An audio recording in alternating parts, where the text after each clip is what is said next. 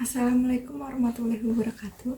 Perkenalkan kami dari kelompok 11. Video ini kami buat untuk memenuhi tugas mata kuliah evaluasi pembelajaran dengan dosen pengampu Ibu Ani Interdiana Chandrasari MPD. Sebelumnya, saya akan memperkenalkan anggota kelompok. Saya sendiri Sakinah dengan NPM 2021 Yang kedua ada Mutiara Wahidah dengan NPM 2021 Dan yang ketiga ada Putri Nur Aulia Anggraini dengan NPM 2021 Selanjutnya, kelompok kami akan membahas mengenai sosiometri, reward and punishment. Sosiometri adalah suatu metode untuk mengumpulkan data tentang pola dan struktur hubungan antara individu-individu dalam sebuah kelompok. Metode ini didasari pada pemikiran bahwa kelompok mempunyai struktur yang terdiri dari hubungan-hubungan interpersonal yang kompleks. Hasil pengelolaan sosiometri ini akan diperoleh gambaran jumlah skor yang diperoleh setiap orang, pola hubungan, intensitas hubungan, dan posisi individu di dalam kelompoknya. Macam-macam sosiometri. Sosiometri dibagi menjadi 3. Yang pertama ada tipe normatif, yang kedua ada tipe skala bertingkat, dan yang ketiga adalah tipe siapa dia. Tipe pertama, tipe normatif. Pada tipe ini, kepada setiap individu dalam kelompok dinyatakan siapa-siapa kawan yang disenangi atau tidak disenangi untuk diajak melakukan suatu aktivitas tertentu. Pilihan harus ditulis secara berurutan. Dari pilihan pertama, yaitu pilihan yang paling disenangi, pilihan kedua, pilihan ketiga, dan seterusnya, hingga pilihan yang tidak disenangi. Pilihan pertama diberi skor 3, pilihan kedua diberi skor 2, pilihan ketiga diberi skor 1. Yang kedua ada tipe skala bertingkat. Pada tipe skala bertingkat disediakan sejumlah pernyataan yang disusun secara bertingkat, dari pernyataan yang menyatakan hubungan paling dekat sampai hubungan paling jauh. Pada setiap pernyataan individu diminta menuliskan nama salah seorang temannya sesuai dengan jarak hubungannya. Pilihan pertama diberi skor 2, pilihan kedua diberi skor 1, pilihan ketiga diberi skor 0, pilihan keempat diberikan skor 01, pilihan kelima diberikan skor min 2. Hasilnya diperoleh gambaran status hubungan sosial setiap individu. Yang ketiga ada tipe siapa dia. Tipe sosiometri siapa dia ini disediakan pernyataan tentang sifat-sifat individu. Sebagian pernyataan mengungkapkan sikap positif dan sebagian sikap negatif.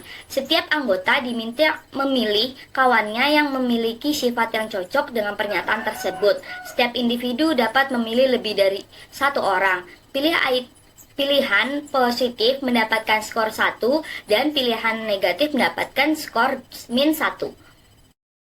Contoh sosiometri. Ada pertanyaan, siapa teman yang membantu kamu dalam mengatasi kesulitan besar? Setelah melakukan penyebaran angket, diketahui hasil Siska memilih Tika, Tika memilih Lala, Putri memilih Siska, Dina memilih Farah, Lala memilih Putri, dan Farah memilih Lala. Ini adalah diagram sosiometri dari contoh sosiometri yang di atas tadi. Setiap orang dalam persahabatan ini digambarkan sebagai lingkaran dan garis panah sebagai pilihan persahabatan. Dan kita bisa menyimpulkan bahwa Lala adalah teman yang banyak membantu teman yang lain, sedangkan Dina adalah teman yang jarang membantu teman yang lain. Sehingga Dina tidak mendapatkan respon yang baik dari teman yang lain. Di sini saya akan menjelaskan tentang reward. Reward itu merupakan salah satu cara guru dalam mengapresiasi siswa atas perbuatan yang layak mendapatkan pujian. Jadi reward ini dapat meningkatkan kepercayaan diri mereka, menumbuhkan motivasi belajar, dan yang ketiga dapat mengembangkan diri. Jadi reward ini terbagi menjadi 2. Yang pertama ini ada verbal. Verbal ini suatu tindakan spontan berupa pujian yang diungkapkan dengan kata-kata yang membuat siswa merasa senang dan puas, seperti wah hebat kamu, anak pintar, tepat jawabannya, hebat sekali. Dan kedua itu ada nonverbal. Nonverbal ini adalah simbol atau gerakan tubuh pendidik ketika melihat perilaku peserta didik, misalnya tepuk tangan, menepuk bahu peserta didik, atau menunjukkan ibu jari atau jempol. Nah, penghargaan nonverbal ini juga bisa diberikan guru berupa tulisan motivasi di lembar kerja peserta didik, dan pemberian benda berharga seperti kalung, medali, dan pin bintang. Selanjutnya ada contoh reward. Yang pertama ini penghargaan berupa sertifikat, stiker, ataupun piala. Yang kedua, hadiah berupa kegiatan, misalnya pergi ke museum. Yang ketiga ini hadiah berupa makanan ringan atau snack. Yang keempat, memberikan kata pujian kepada siswa. Yang kelima, hadiah berupa penunjang pelajaran dalam kelas seperti buku, alat tulis, maupun tas. Yang keenam, memberikan kata-kata yang menyenangkan kepada siswa.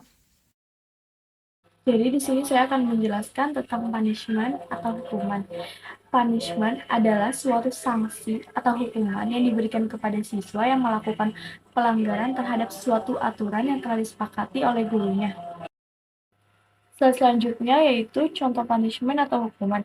Yang pertama, siswa diminta untuk membersihkan kelas saat jam pelajaran selesai. Yang kedua yaitu memberikan tugas kepada siswa untuk dikerjakan di rumah. Yang ketiga yaitu guru meminta siswa untuk membacakan materinya di depan kelas. Yang terakhir yaitu tujuan punishment. Tujuan punishment ini terbagi menjadi dua, yaitu punishment preventif, yaitu hukuman yang memiliki tujuan untuk mencegah supaya tidak terjadinya pelanggaran. Yang kedua, punishment represif, yaitu karena adanya suatu pelanggaran ataupun kesalahan yang telah dilakukan. Cukup sekian atas presentasi dari kelompok kami, kurang lebihnya mohon maaf apabila ada kesalahan. Wabillahi taufiq wal hidayah. Assalamualaikum warahmatullahi wabarakatuh.